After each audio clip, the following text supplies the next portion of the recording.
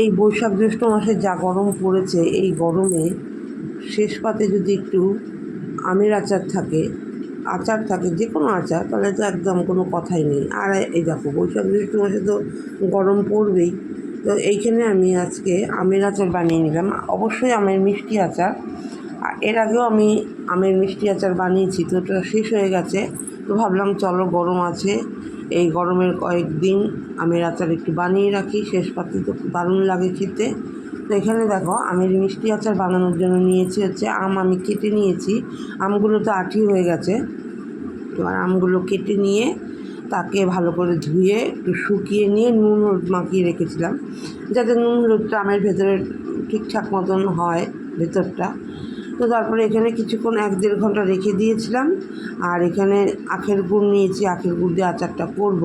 আর ওখানে একটা ভাজা মশলা ভেজে নিলাম, পরে মিক্সিতে গুঁড়িয়ে নিয়েছি। ওটা হচ্ছে ধনে, জিরে, কাঁচা শুকনো লঙ্কা, তেজপাতা। এই মশলাটা শুকনো খোলায় ভেজে নিয়ে তারপরে মিক্সিতে গুঁড়িয়ে নিয়েছি, একটা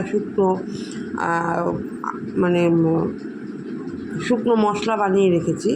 তারপরে দেখো, এখানে তেলের মধ্যে 5 ফোড়ন দিয়ে আমি আমটাকে দিয়ে নাড়াচাড়া করে নিলাম। পরে আর নুন হলুদ দিইনি, কারণ আমের মধ্যে তো পর্যাপ্ত পরিমাণ নুন হলুদ আমি দিয়েছি। কিছুক্ষণ নাড়িয়ে নেওয়ার পরে এবার আখের গুড়টা দিয়ে দিলাম। আখের গুড়টা দিয়ে দেখো, এবার অপেক্ষা করতে হবে আখের গুড়টা কখন আঠা হবে। একটু আঠালো আঠালো তো হবেই, গুড়টা দেওয়ার কিছুক্ষণ পরেই তো আঠালো হয়।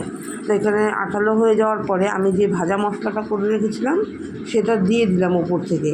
আর সবচেয়ে একটা বড় কথা, যেই কথাটা একদমই না বললে নয়, সেটা হচ্ছে এই আচারের মধ্যে এই মশলাটা, ভাজা মশলাটা না দিলে কিন্তু আচারটা পুরোটাই অসম্পূর্ণ, আচারের কোনো টেস্টই তুমি পাবে না।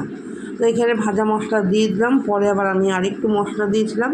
আর তবে কি, আমি না এই মশলাগুলো একটু বেশিই দিই, যাতে আমার ভীষণ ভালো লাগে, একটু মশলা বেশি দিয়ে খেলে বেশ একটু ভালো লাগে। তো তারপরে দেখো, এখানে আমি থালার মধ্যে তো বেড়ে নিয়েছি, আমের আচারটা হয়ে গেছে।